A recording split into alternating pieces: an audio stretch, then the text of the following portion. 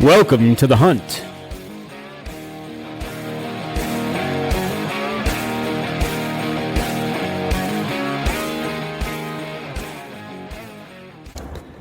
Ladies and gentlemen, welcome back to the Huntcast Podcast, episode number 14. Today, June the 30th, lovely Sunday full of rain showers here in Pennsylvania. Yeah. We got a great show for you today. We're going to wrap up ASA Metropolis, the land of Superman. ASA was out there this past weekend, and they dealt with some heat. I saw a bunch of the people posting pictures and cooling towels and all that fun stuff that goes along with it. So we'll start off with Open Pro. When I saw the boards after 20, Jacob was not in the lead, but Jacob made up some ground pretty quick. So Jacob Sluzar came in first in men's Open Pro, followed by Levi Morgan and then Brady Myers, who's another PA guy.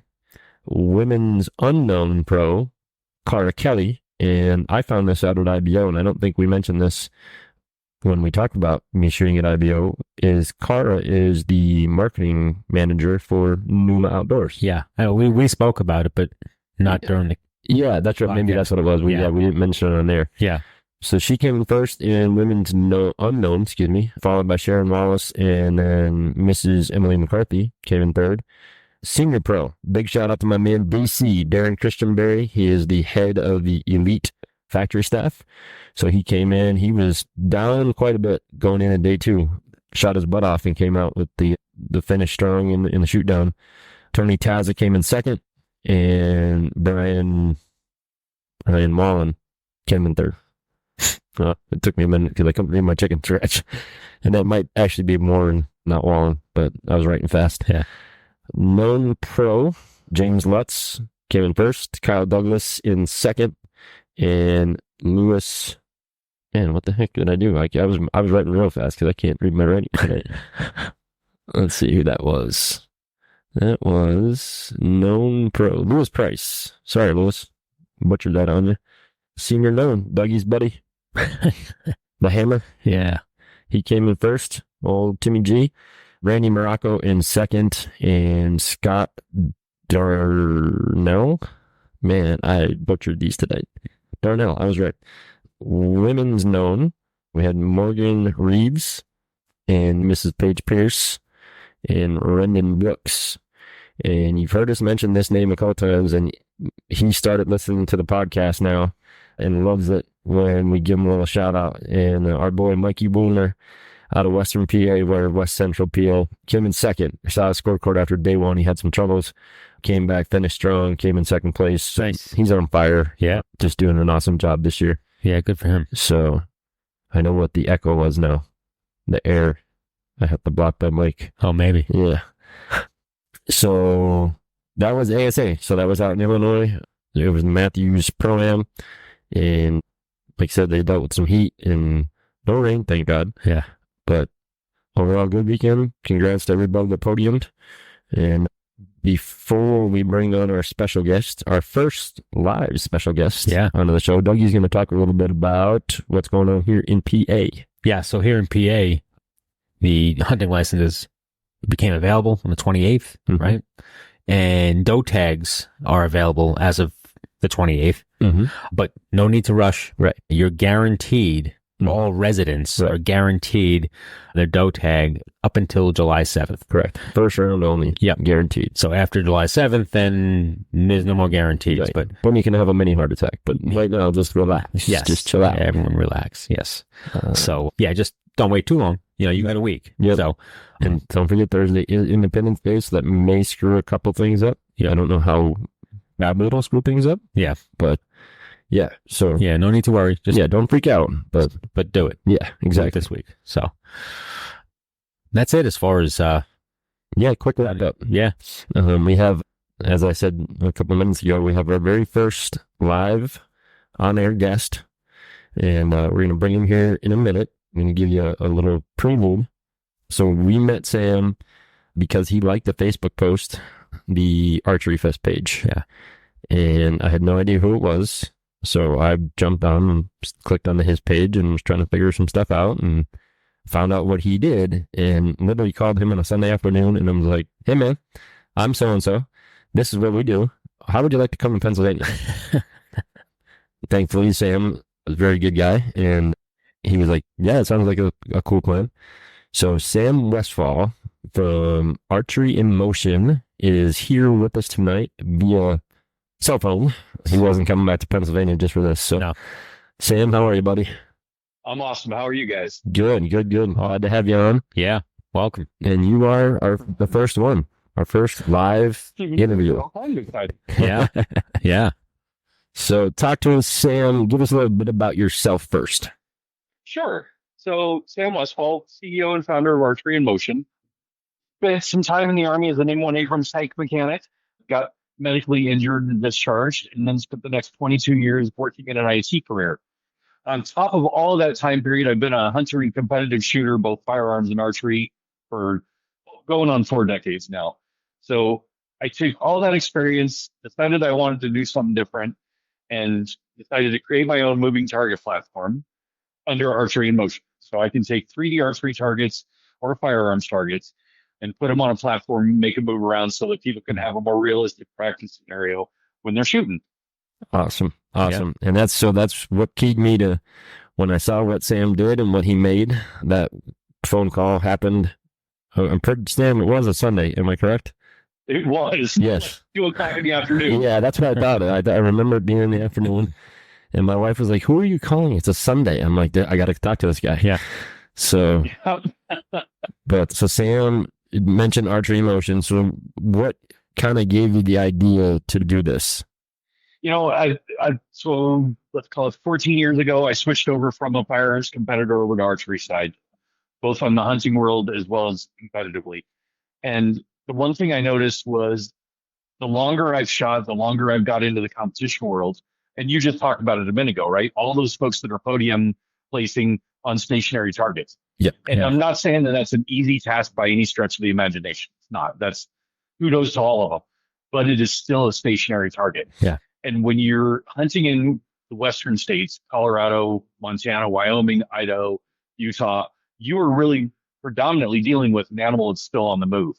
And so rather than seeing a number of animals get wounded because of bad shot placement or people not understanding or practicing on that moving target, I decided there got to be a better way. Yeah. And so I took my background in the tank mechanic world and then my background in the IT world, said, okay, there's got to be a way that I could smash these together, identify and design a platform that can accommodate for anything. And up until Pennsylvania, we had some really great successes. Pennsylvania, we learned a lot because that's a whole different type of terrain. Yeah. So we've accommodated for that. We've got some great accommodations in the devices now, and they're working a lot better. So yeah. That's Good. awesome. Yeah. And so we felt bad because we put Sam's platforms to the test for sure at Archery Fest. You know, as he just said, the terrain varies. You know, we still have a lot of grass in our mountains where, you know, most of the stuff out west is a little bit rocky, a little bit drier. And we found out that the slick grass mud mix doesn't play very nice with the platform. But so it was a, you know, thankfully it worked out well. You know, everybody that shot the targets loved them, but it also gave Sam more information on what, you know, would need to be done to his platforms to make them stand up to just about anything gets thrown at them. Yeah. I can tell you after that weekend out there, we've revised and revamped and we're rock solid now. So that's awesome. The one thing that, you know, Greg challenged me when we first got there, he said, you know, I want the Reinhardt iron butt target on a moving target platform for the novelty shot. And while my platform's drilled and designed for all 3D foam archery, the iron buck's a little bit different mounting, so we had to figure out how to accommodate for that, solve that problem, and then we worked through the rest of it. Yeah, but we've learned a lot and adapted a lot. Now it's just bigger and better. Awesome. Cool. Yeah. Awesome. So you have been, you know, I reached out to you, never had met you, never talked to you prior to that, kind of gave you what we did, and you've been to other shoots. So give us your lowdown because you've seen different shoots now. You've been to different shoots. And, you know, we're on the East Coast, so it's a little different. We don't get a lot of the shoots that you guys have out there. give us a comparison. What's the word I'm looking for? An in-industry comparison to some of the shoots that are out there. Sure. So I've done Colorado TAC for 5 years, shot in the Western Hunt Fest and the Mountain Archery Fest events, Beast Mode as well. What I found in most of those is that, especially in the Western space, we deal with a lot of really long range shots and some steep angles, and occasionally through some really thick trees. Coming out to Mountain Archery Fest was a little bit different. Is not only did you have to fight a little bit of the weather, the ticks, but then you've got a totally different set of terrain that you're playing with. Altitude is much lower. Yeah. That was awesome because I was able to breathe like there was no tomorrow. Yeah. But going from target to target, seeing kind of what the different shot scenarios look like, and even how, at some level, how the arrows were flying in that different environment. Definitely different scenarios, different examples, and seeing at some level a different level of archer. Talking with some of the folks as I was running the moving target, they're used to shooting out of tree stands at 10 feet out from 15 to 20 feet up. Yeah. And taking a shot on a 60-yard out target that's moving was a whole different world for a lot of them. Absolutely, yeah. Greg, I think you still now have the record for the longest shot. Is that true? To my knowledge, yes. Yeah, I think so. I don't think anybody has surpassed that. And we did have a guy center punch it on the first day. That's all kinds of impressive. Yeah. So, that was, I videoed a shot that we did for Mamba Archery with one of their new arrows, and I missed. And I thought for sure all day long I had this shot down because I knew exactly where I was with my pin, what the arrow was going to do, all that fun stuff. But there was a gentleman on the first day. He was actually out at TAC 7 Springs as well, because one of the other vendors said that he saw him, but center punched it 11 ring, 141 yards with a cut, and dunked it in the 11 ring. So crazy. Yeah.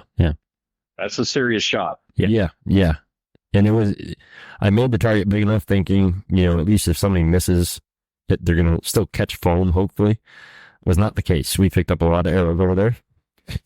Yeah. But it is what it is. Yeah. But anything past 120 gets pretty serious for a lot of people. Oh, yeah. Yeah. Especially, there's some people that shoot some of these shots that have real short draw lengths and stuff, and their scope's getting in the way. So they have to dial to where their scope is clear and then, hold 10, 12 feet above a target to hopefully hit it. And that's just it. You got guys like me, with a 28-inch draw. My pin is my pin, like 105 is about max for me. Yep. So anything out to 140, that's just guessing at that point. Yeah. And there's very few guys that have 140. Oh yeah. I don't think he had a 140-yard pin. I'm sure he held real good, and it was more luck. But that's still, the center punch it. Hitting it is one thing, but the center punch in 11, at that distance is a lot. Yeah, it is. Now there's a couple tricks that you can help to get out there, right? So if you're a 3-flitch person, you can take your arrow, flip it upside down so that the cock fletching is on the bottom. Yep. And that helps. Yep. And then there's the old school trick called pin gapping. Mm-hmm. So if you've got 100 yards as your bottom pin, you put your 100 pin on it. You look at where the 80 pin is. You move out your 100 pin to where you're 80. And in theory, now you're at 120. Right. So you've got tricks to get out there. Yep. Rather than trying to just Kentucky windage it. I might have done that. Yeah. I did. I kind of just went off my bottom pin. I knew it was 110. And I figured, okay, if I hold about here, this should give me the arc. And was not the case. Yeah. And there's just so many variables too at that point. Yeah. The wind. Oh, absolutely. And, at that distance, and especially at that location where that target was, that was kind of like the around there. But it was like the north side, northwest side of the mountain. Mm-hmm. And that's pretty much where the wind was coming from. So it's just so unpredictable. Yeah. Yep. And it was down in that draw, Yep. Flying the drone over top of that just to see where it was and how to get there. It was, it's down there a ways. Yeah. Oh, and that's the other thing too. So not only, Sam there with Archery in Motion, he's the guy behind all those awesome. Yeah. So all the shots that we posted, video, he flew that thing all over the place. Yeah, that was awesome. So, but, it was having fun. Yeah, well, man, we're glad you came out, obviously, definitely became friends quick. Everybody loved you guys. And, down the road, I'm sure there'll be a lot more that we do together. Oh, so for people so they get an idea. So the moving target that we had on course was a buck target, and we had that kind of walking out of the wood line into the opening. Yeah. Quartering two, kind of, yeah. Yeah. Not too crazy. No, not real hard, but it was definitely getting closer to you as it approached. Right. So, Sam, explain to our listeners how you have people shoot the target so that they get a better understanding of it. Sure. So the fun part of with the way that the system is designed is the plate on the main cart is drilled diagonally so that you can accommodate for either a quartering to or quartering away shot, depending on how you mount the target onto the plate. That's all well and good. As far as the overall system goes, whether you want to have it moving, full broadside, side to side, or if you want to angle it towards you or away from you, or even directly towards you or away from you, it can accommodate any or all of the above. The 100-yard wireless controller can really make it so that you can put the target out there and really have some fun shots. Right. Not 41 yards at a steel plate mover. That's just rude. Yeah. Funny, but rude. So you've got a lot of wiggle room as far as how you can set it up and what it's capable of doing, knowing that it's capable of supporting a target anything from the armadillo all the way to the full-size buffalo. Yeah. Gives you a lot of flexibility as far as target size and stability. And again, after Pennsylvania, we learned a lot more about how to rigidize that so it's more structured and less flexible. Yeah. Awesome. And I know, we talked at the shoot. Your friend Bob was there. He gave us some lowdown. He helped train most of our volunteers, the remotes, because again, you guys had a booth there. We didn't want you guys to be stuck out on the slopes. So we tried to make sure we had guys that knew how to run it. But you have some other stuff in the works as far as archery in motion. Yes, we do. So while we were out there, we had the two straight line movers, an 8-footer and a 10-footer. And that's just straight line worth of 8-foot linear distance for a 10-foot linear distance. We got one in just about into testing phase. We're working through the last couple of issues in the QA phasing. And then we're calling it the monster because really that's what it is. It is a self-propelled cart that can do a 46-foot oval track. Wow. Giving you awesome. quartering to, quartering away, broadside, frontal, and 12-foot distance changes, all in the same shot scenario. The platform, again, will hold anything from the armadillo to the buffalo. And the battery, that's, again, because it's a self-propelled unit now, the battery will last about 6 hours, depending on the size of the target. That's awesome. A lot of really cool flexibility out of that. Yeah. Well, I can't wait to see that on the course. I already have thoughts in my head. You're talking about how it's going and looking in my mind, picturing a target, set up and moving around some pine trees or something. Yeah. To create, a super easy shot, or holy crap, you're expecting me to hit that? Yeah. There is no easy shot on this one. So even while we were out there, a lot of your participants gave two pieces of feedback. One, that they wanted it to move a longer distance. Because apparently 8 foot seemed a little short for them because they wanted that. Their draw cycle takes longer than what that 8 seconds allows. Okay, cool. I can understand that. Well, the other comments that they made was that, it's kind of slow. Realistically, we designed it to be about 2.5 to 2.7 miles per hour, so that it's the equivalent of a deer that's walking through the woods that has no idea that you're there. Right. Okay. But they said that it was too slow. Okay. So on the monster, we accommodated for that. We can go anything from 2.5 to 4 miles an hour. Wow. Jesus. And 4 miles an hour is screaming. I will tell you now. Oh yeah. Yeah. I don't know. I mean, I don't shoot a lot of things that move at that speed. A walk is fine. If they're running, I'm not drawing back on it. Yeah. So when we were out testing it at Bob's house a couple of weeks ago, we took a couple pretty cool videos. They're up on YouTube and social media. But we put a cluster of trees in the middle of the track. And so now you've got the deer is coming around, it tucks behind the trees. And then when it comes out, that's when I took the shot. And I was 25 yards out. Well, I still hit a 10 ring at 4 miles an hour. Wow. Kudos to me. But it was everything I could do to get it there, because that thing, as soon as it comes from behind the trees, I had to let that arrow go because there was no way I was hitting it otherwise. Yeah, right. But it sounds like if it's on the slow mode, let's say 2.5 or 2.7 miles per hour, you will have enough time for a second shot, right? So all day long. Yeah. So you can take that quartering 2 maybe, and then you'll have enough time to knock another arrow, and then take another shot as it's quartering away, as it's going around and away from you. Right. So you'll get a couple of shots out of one sequence, basically. Actually, more than that. So if you want to empty your quiver, so when we were in Pennsylvania, we had two different models. One was a push and hold, and as long as you were holding the button, the target was moving. When you let go, the target stopped. Right. The other one was push the button once, it ran from one end of the station to the other. Right. Stopped. This one, if you push the button once, it will continue to roll in that oval track until you tell it to stop. Nice. So if you wanted to just let it roll and empty your quiver into it, or have 10 people let it roll and empty the quiver into it, you can do that. That's awesome. It's going to look like a pin cushion. So you can get out there. Yeah. It reminds me of the Running Deer PA Bow Fest. So I think you and I talked about this, Sam, at Archery Fest. There's a local bow fest that's been going on. I couldn't even tell you how long it's been here now. But they have this running deer, and the deer, I'm pretty sure it's not foam anymore. If it is, it's like cans of great foam that have been sprayed into it and just like reshaped. Sure. But this thing runs and it rocks back and forth like it's running. And it's just on a trolley, and there's a guy that sits in this little shed, and he hits the button and it goes down one way and then slows down and it spins and then runs back toward the shed. And when I tell you there's a bank behind it, they usually get about 100 shooters on the line at a time. And it's like, if it's not in the deer, there's 1,000 arrows in that bank. Yeah. Oh, no. Yeah. So, yeah, I can definitely see that if you just let that thing run, even 3 miles an hour and just say, okay, guys, you get whatever you have in your quiver to shoot on. Yeah. Go. So, yeah, that'd be pretty interesting to watch. But yeah, that's awesome, though. You can just let that thing keep going in circles. Yep.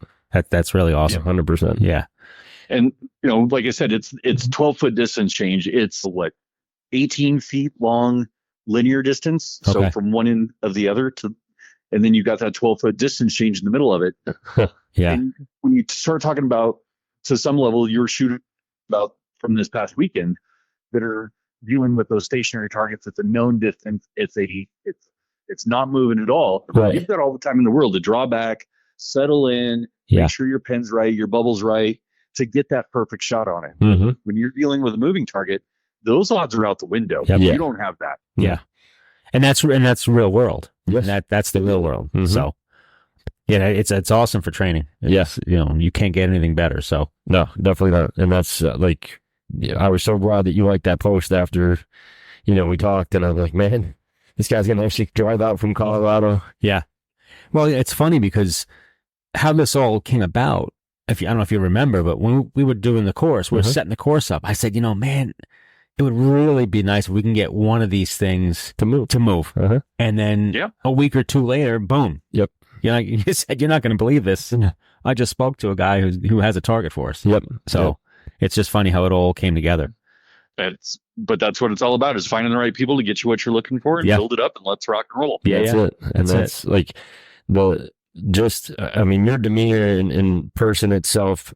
Yeah, I mean, everybody that talked to you and, loves talking about you and loved hearing more about the product. And, our goal here is obviously, our range is not built to have a lot of 3D done on it. And because I would have loved to have one just to put in there. Yeah. But, our goal here is, with all the clubs that we work with, people we know, is obviously to try to help move some platforms for you. Yep. But so I know the cost, and you don't have to tell the cost, but is there a future of the consumer version? Absolutely. Now, it's the fun part with the folks, and I know this because I've had the discussions. Typically, folks that play in the archery space have a little bit of disposable income. Mm-hmm. Yep. So while I would love to focus towards the archery ranges, the archery tournament venues like Montage Mountain Archery Fest, the reality is I want to sell to consumers as well. And I do know that they have the disposable income because I know what they just spent on their bows, their sight, and their arrows. Yeah. Yeah, absolutely. And if I know that you're going to an archery fest and you're taking 3 dozen arrows with you because you're going to blow some up, you've got some play money. Right. So when you're looking at the 8-foot mover at about $2,000, the 10-foot mover is about $2,400. It's not unaffordable. Yeah. It's a little spendier than what some people may want to spend. But the reality is, like you said, the training opportunity that you get out of it to help make yourself a better shot and a better hunter is worth every penny on it. Yeah. 100%. And, the other thing too, Sam, is, you don't have to look at it as an individual purchase, right? You get a couple buddies together and now all of a sudden, you get 5 or 6 guys, you spend a few $100 each, and then boom, now you've got a target that everyone can use. Horrible. Yes, absolutely. So what you're saying, Doug, is we're going to buy one for your backyard. Possibly. Yeah. Yeah. Well, let me know and I'm happy to share one. Yeah. But now, so the consumers, unless they see you at a shoot or find you on Facebook or YouTube or what have you, are you planning on doing a bigger show loop this coming year, 2025, to get in front of some people? That's a great question, Greg. And as I've gone through 2024, hitting a number of events across the country, from Grand Junction, Colorado, to New Mexico, to Pennsylvania, to Wisconsin, I'm realizing that, it's time well spent, but I could probably spend it better in other directions. Sure. Yeah. At that same kind of tone, you and I talked about this a day or two ago. Mm-hmm. I'm most likely going to be spinning up my own 3D archery event as well. Awesome. Which will be focused towards the military veterans and military spouses. And, Very nice. Kind of taking that across the country For sure. to really support the military community. Yeah. And guess what? I'm going to have a couple of these monsters inside of that event as well that'll be traveling around. Nice.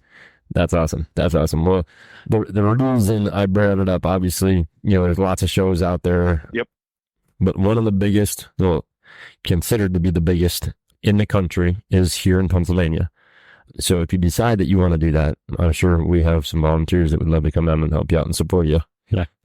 We could definitely have the conversations as we get closer. For sure. Yeah. So, but yeah, no, it's for our listeners, Sam will give you all the information where to find it, but it's Archery the letter N, Motion, Facebook, Instagram, YouTube, and then you can obviously get linked to his website. But if you haven't seen one of these, we tried to put up, I still have, if you would have saw the emails Sam was sending me with video and pictures. Yeah.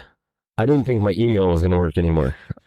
And I still have lots to post. And obviously with tournament season in swing, my surgery a couple of weeks ago, I just been kind of laxed on getting some of that stuff done, but you'll see a lot more of it on the High Times page, the Shooters Group page from the event. We'll be posting a bunch of stuff here on the Huntcast side. So make sure you guys look at this thing, because as Sam said, it's not just for archery. So you're a rifle shooter, you're a handgun shooter, you're a police department, you're whatever. There's so many avenues that this target system or this platform can be used for that, as Sam said, if you have some of that disposable income, or as Doug said, you have a couple buddies, hey, let's jump in and buy one of these. It's a phenomenal unit. And what you didn't see while we were out there is because you guys don't actually have sunlight, apparently. Shut up, Sam. I'm not judging, man. I'm just saying. He's not wrong. So we've designed it so that it's very accommodating, right? Whether you want to run it indoors or outdoors, off a wall power, off a generator, or even off a solar panel. Yeah. It will accommodate for anything. It's just, out there that solar panels way out of place. Yeah. And that's the hard part for us. Like even guys that run trail cameras out here, if they're not sunshade solar systems, they won't work. Yeah. So like I use solar on all of my trail cameras, but they don't need direct sunlight. They're called sunshade panels. So as long as there's ambient light, right, it charges the battery. Just simple daylight. Right. But yeah, no, and especially where we had the one on the course, obviously the generator. So we use generators for the two that Sam brought out. Yeah. They ran flawlessly. I think we had one run out of gas at one point, but that wasn't the target's fault. It was the generator. Yeah.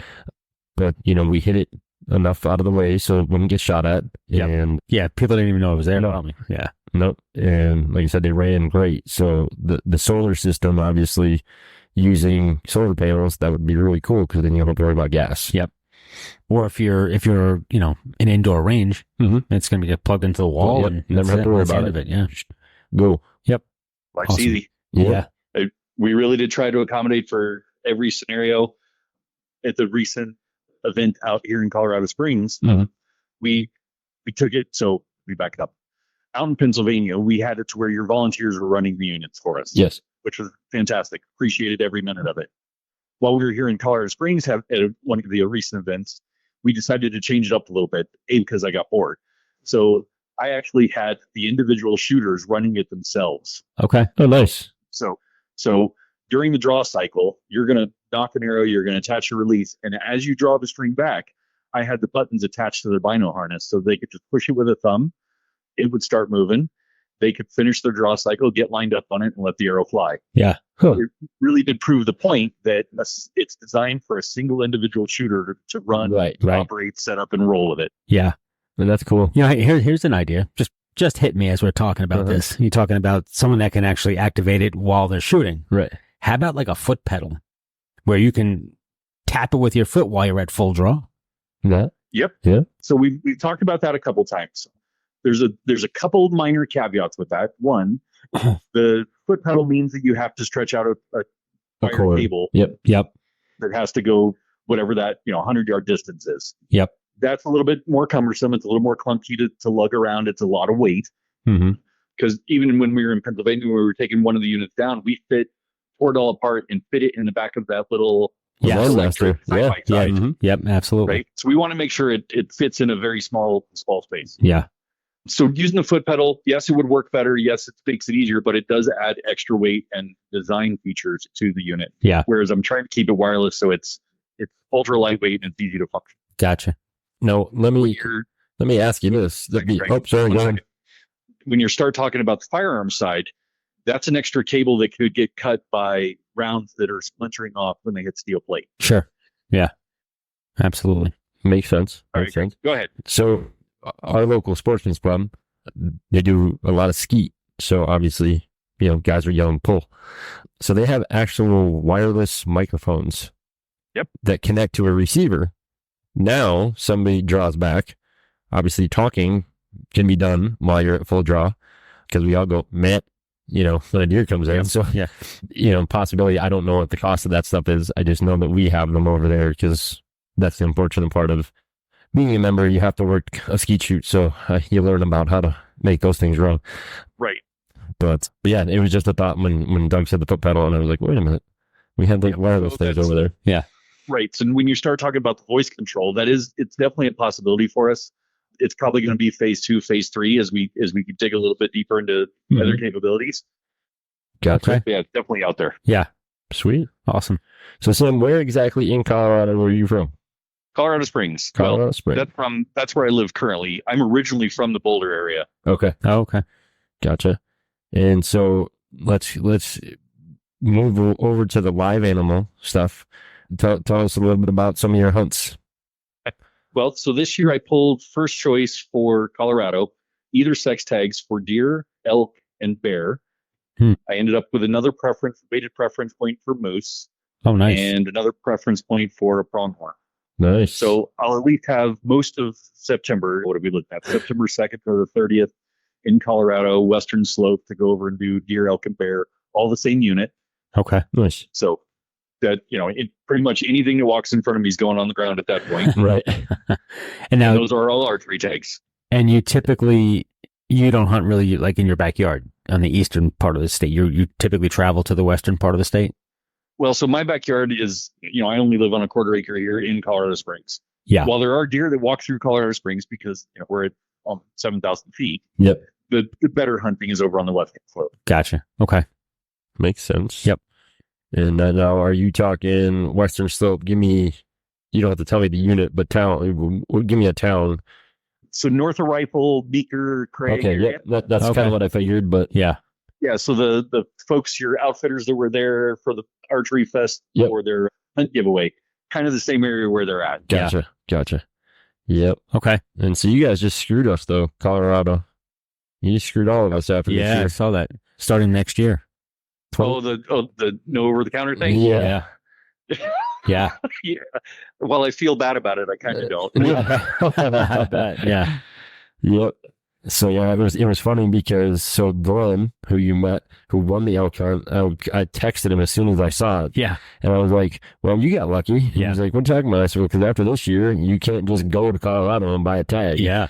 And he's like, oh, great. And I'm like, well, yeah, I mean, good because you're going, but I can't go this year. So, yeah. And it's funny. So it just means you need to learn how to play the Colorado draw game. Well, that's it. Yeah. Yeah. No, I know what I'm going to do. I'm going to say I live with my cousin for 3 months so I can become a resident. I don't have to worry about it. Yeah. But, when I read that, Uh-huh. the first thing that popped into my head was Glenn. Yep. And I'm like, oh, man, he's going to get screwed this year. And then I saw that it was for starting next year. So, yep.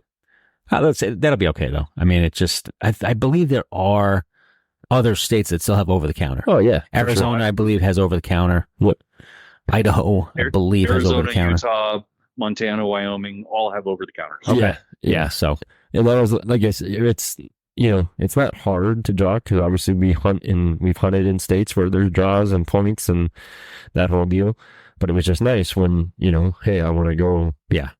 Especially up in that area, up in that Meeker area. Everybody knows that's a really big area for bulls, especially. Yep.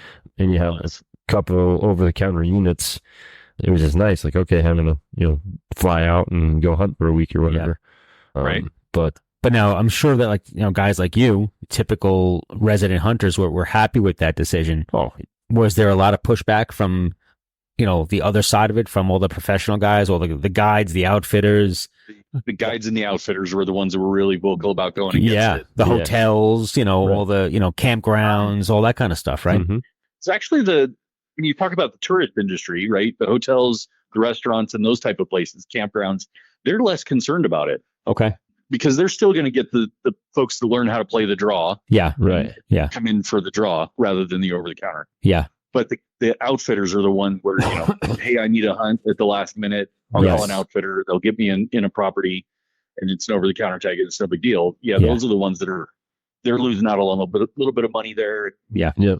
And we're going to have Randy and Cheyenne on here in a couple of weeks. And obviously, a lot of their business is non-residents. Yeah.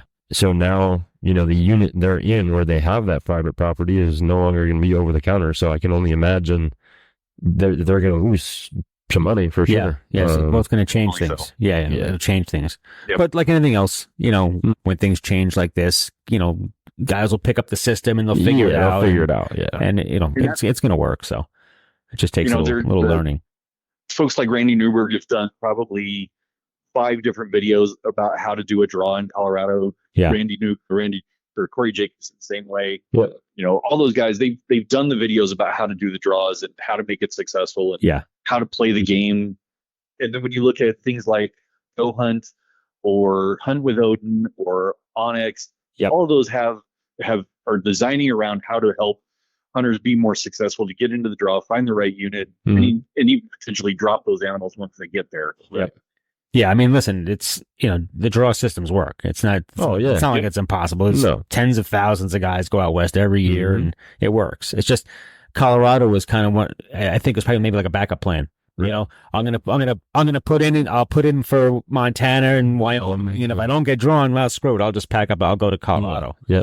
So that was always like a plan B, right? Which is nice. Yeah. But it'll all work. It can still be now it just becomes plan A and you look at the others. That's it. Right. Yeah. That's it. That's exactly right. Because there's guys that, it's not just the guys that go out for elk and, they want color phase bears or pronghorns. I mean, for us to go to Kansas, it's a draw. Yeah. For deer, so it's not like we can just get up and go and, hey, I'm going to Kansas this week to go kill a whitetail. Right. So, I mean, guys obviously figure it out. But you mentioned, you just ran through, you said go hunt on X and hunt with Odin. Can you tell me a little bit about Hunt with Odin? Sure. So I met Stuart, who's one of the co-founders of Hunt with Odin earlier this year. It's a small startup based out of Colorado. And what they're doing is trying to be a competitor to Go Hunt or to Onyx by designing a map that's really specific for the hunter. So if the hunter jumps on the website, and he wants to dig into what's a functional unit? I'm 55, and I'm not 55, by the way. I'm 55 as a hunter. I've got a bad knee. I've got a bad back. I want to hunt elk. I don't want to be climbing up 14,000 foot mountains. Yep. What's a reasonable hunt? What's a first draw 1 point unit that I can get into. And I want, away from people, but not a 14-mile hike. I just want a 2-mile hike. It drills down into what that unit really looks like, or identifies a handful of units for that individual to help them be more successful. Nice. And see, I knew that, but I'm not going to tell you how I knew that. I'll let Sam tell you how I know that. So I introduced Greg to Stuart a while back. Oh, good. Okay. Yep. So yeah, it's a really cool app they're building. And I'm like, are you like, can you make it bigger? Right. And he's like, what do you mean? And I'm like other states, just because that's a big thing. And now he's gonna make me talk bad about people, and I don't want to do this. So I have issues with Go Hunt. I just don't like the way their setup is. And Onyx is good, but I don't think they have enough information. So that's where I think Stuart has, kind of the crystal ball in his hand, where he can kind of pick and choose certain things to put in or not put in. Yeah. And make it, a nationwide type of thing, similar to Go Hunt Onyx. Right. But yeah, I got to see a beta version of it. It's super cool. So I'm looking to see how he does with it. So right now it's strictly Colorado. Yep. Okay. Right now, yeah. And he's predominantly focused in the elk space right now. Right. Okay. He wants to grow into the rest of the big game. So bear, deer, pronghorn, probably by the end of this year and early into next year. So I've already made the recommendation. Hey, also do turkey. Yeah, turkey would be a good one. Yeah, right. So is it up and running? Is it functional right now? He's got a solid beta application that works really well. Okay. They're going through their next round of design. Okay, cool. I've already looked to the next round. It's really cool. Sweet. Yeah. Yeah. Nice. Yeah. So he was a super cool guy. Stuart and I did a little Zoom call, and we talked about some different things. And he asked me what I liked about the mapping software we use and things of that nature. So I don't actually have the version. He just happened to share a quick link with me that I was able to look at it and see what it's all about. Yeah. So okay, cool. Yeah, look forward to that. Yeah, it's going to be interesting. Yeah, going to be interesting. It's definitely going to change the hunting game for a lot of people. Yeah. Yeah. Well, I think what he's doing, I like what he's doing. That ability to filter out, because that's what it is. Like, we have guys that come in the shop that, hey, I'm going out to Montana, I'm going to Colorado on an elk hunt. Where are you hunting? And they tell me, and I'm like, what? I'm like, how long are you going for? A week? I'm like, are you staying in a lodge or what? No, we're backcountry. I'm like, oh God. Yeah. I'm like, I hope I don't see this guy's obituary in like a month and a half. And that's just it. You don't really, guys out here from the East Coast, they have no clue. No. So that's really it's something that's really needed, because guys are going in blind. Yeah. And something like this is really going to be huge. Really going to be helpful. So that's an awesome idea. Yeah. Kind of right there to your point, right? If you guys aren't prepared to come out to the Western states and deal with altitude sickness, and how hard it is to hunt out here. Yeah. Right. I don't mean it bad, so take it for what it is. But we're not taking a shot at a deer 10 yards out and then dragging it 200 yards back to the truck. Right. That's just not the scenario. No. Right. No. My mule deer, so I'm a solo hunter. So my mule deer last year was 2.25 miles back, and I killed it after dark. Yeah. So that was 2 miles back in the dark, one trip, 131 pounds packing it out. Yeah, man. Yeah. Yeah, it's no joke. And that's, it's one thing if they're going with an outfitter and they're doing like a wall tent camp type deal, and there's the guides are there. Yes. Totally different. You got somebody cooking food. Right. Yeah. But these guys that have no clue and go out there. Yeah. Going blind into the mountains, and, they're just, one, they're not in shape. Two, they don't understand, how to ration correctly. And we did a couple of years ago, we did a big backcountry gear list through our TV show. And, I had like all these calories built into my meal plan, and guys were like, why do you need to eat so much? I'm like, dude, you're walking all day, every day. Yeah. Yeah. I'm not a big guy, but guess what? I still need to keep something in my stomach. Yeah. And so like my average on a like a super strenuous, like backcountry type hunt is 4,000 or more calories a day. Yeah. These guys have no idea what that looks like. Some of them shouldn't be hiking in the shape they're in. Well, you learn the hard way, unfortunately. Right. Yeah, you learn the hard way. So. And when you get out here and say mule deer typically live somewhere between 6,000 to 9,000 feet. Mm-hmm. Some of the bigger bucks will go up into the 10 to 11,000 feet. So that's you're a tree line. That's where the oxygen starts to die. Yeah, that's right. And then when you decide you want to go chase elk that start at 9,000 feet and go to 13, Mm-hmm. Yeah, you are well above tree line and there is no oxygen. Yeah. And yeah, you can find yourself hurting in a bad way. Yes. With no way to get out of it. absolutely. Yep. And we've had a couple guys that came into the shop and, they were going out, but they'd never been out there. No, they weren't not in shape, but they also didn't understand what they were getting into. Yeah. So I was like, man, when are you leaving? There's a lot of things you got to work on. And so we put them on, some mountain op stuff to help with the altitude sickness stuff, because I've seen people get altitude sickness. That ain't no joke. Yeah. No, they'll put you down hard. Yep. Yeah. Yep. And, that's the thing people don't understand is they get it. Well, I was actually with someone when they got it and they wanted to fall asleep. And I'm like, no, you can't sleep. You don't wake back up. Like, Yeah. so, but yeah, so that's between that and food and just gear, like guys out here. And I'm not picking on anybody, but there's just so many people that hunt Pennsylvania, New York, New Jersey, all the way up into New England that they're backwoods hunters. Yeah. They don't have good backpacks. They don't have good gear. They don't have good clothing. They don't wear the right boots, just a list of things. And they go out there thinking, oh, we're going to walk up and shoot an elk with a 70-pound backpack. Yeah. It's not how it works. Yeah.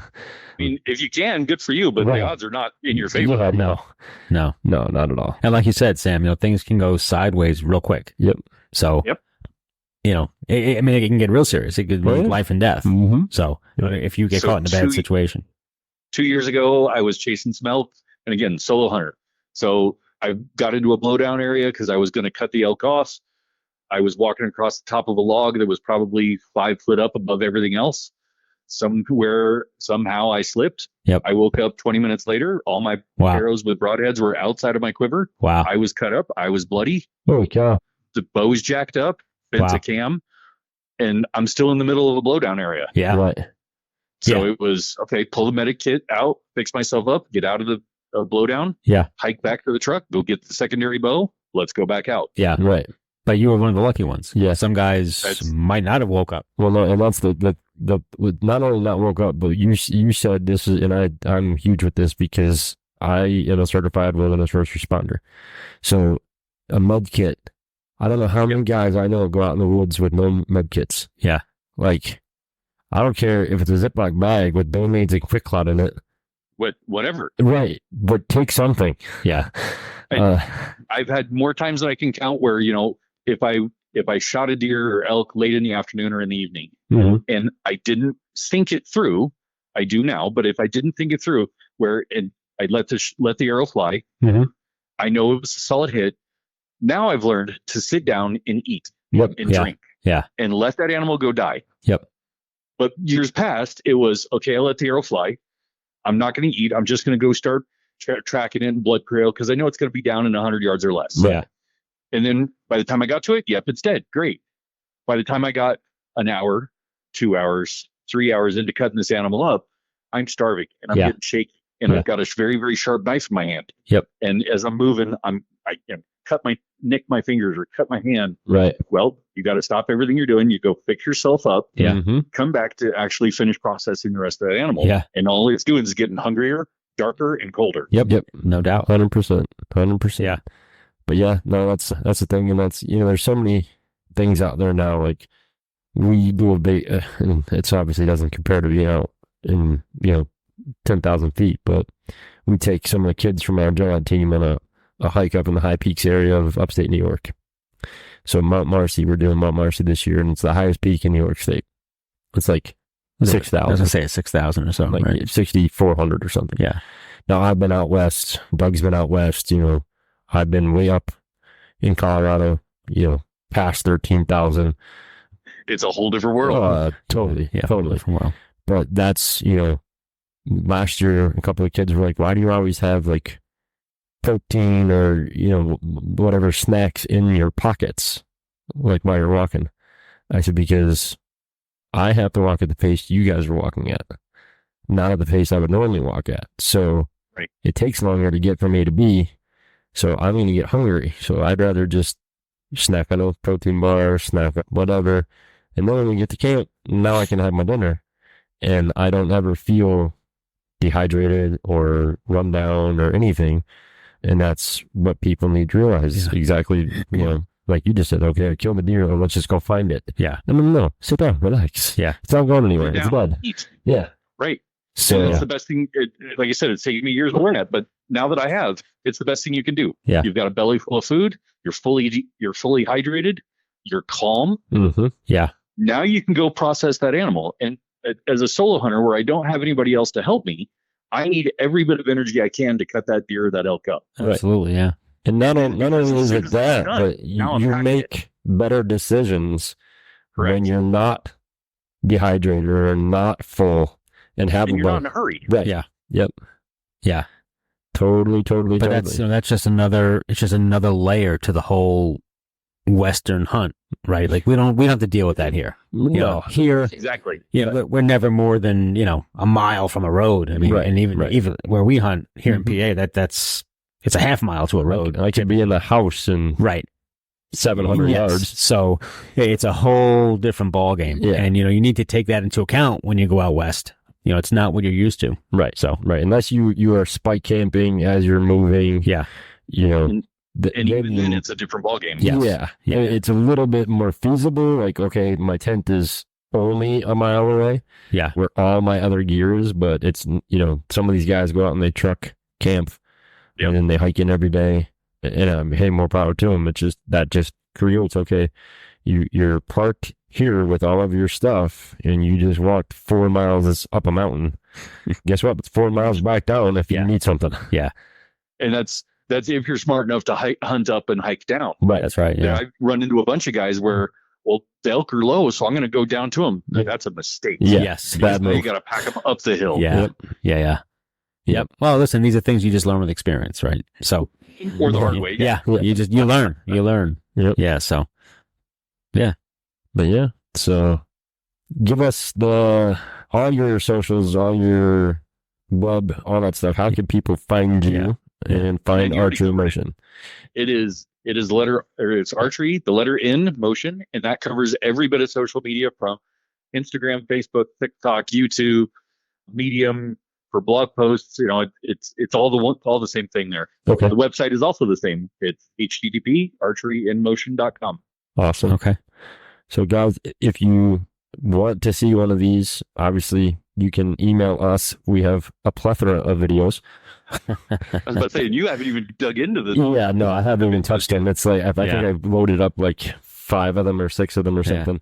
But there was literally 28 WeTransfers emails that I got, and they all had like 15, whether they were videos or photos or whatever. Whatever file. Yeah. I'm like, ka-cling. What is that? Oh, Sam sent me another one.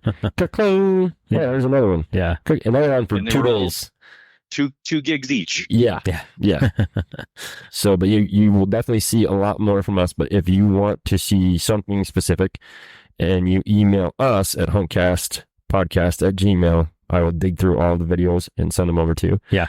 Check out, Sam does an awesome job with Facebook and Instagram. He always has videos going up. He had my pretty mug on there a couple of days ago. Yeah. I did a little video for him when we got done with Archery Fest up at Montage and talked a little bit about the target or the platform. But definitely, if you have not seen this, take a look at it. Go to his socials. Go to his YouTube page. Yeah. I can't wait to see the monster in full action. Yeah.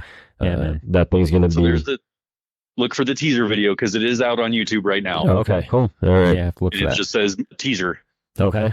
All right. So now you have to find out tomorrow and share it to the social pages. Yeah. Cool.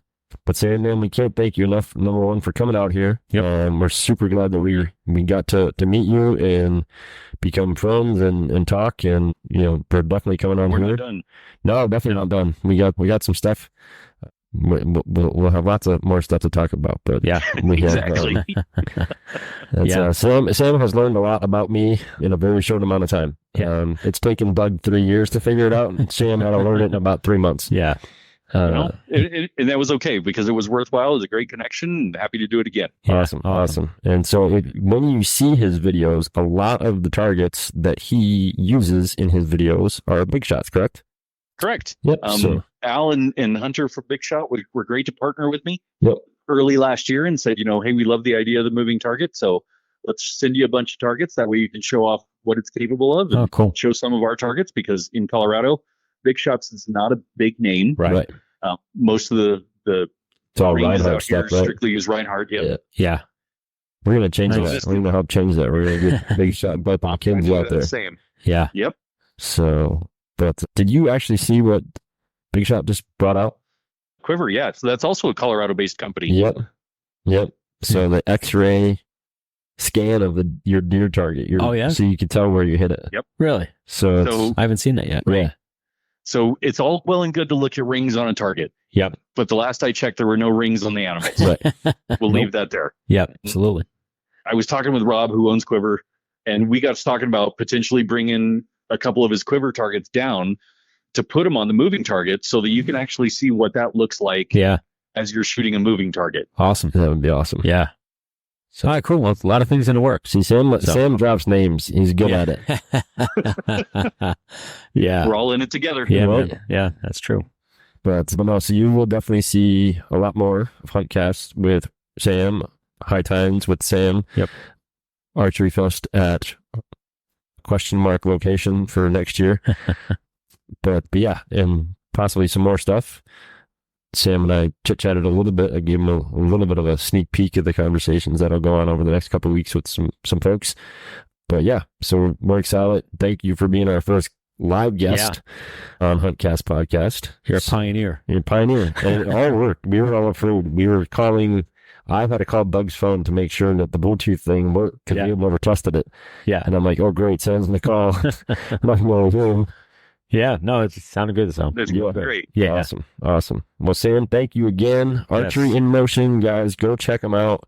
Buy yourself one. Get your buddies together. Buy one. If you have a local club that you shoot at a lot, this adds unbelievable fun to a 3D course. Absolutely. So make sure to pitch it to them. And other than that, Sam, we'll be in touch, I'm sure. And we're going to call it a night for episode 13. Yep. Again, Sam from Archery in Motion, Greg and Doug here. We will be back on next Wednesday, or Wednesday. See, this is how this goes. Next Sunday. We'll be into July. We're going to talk about some stuff, and we will be back on YouTube with videos. I promise. We just had so much going on over the last couple of weeks. It's been tough. So we'll be back on there, and we'll talk to you guys soon. Okay.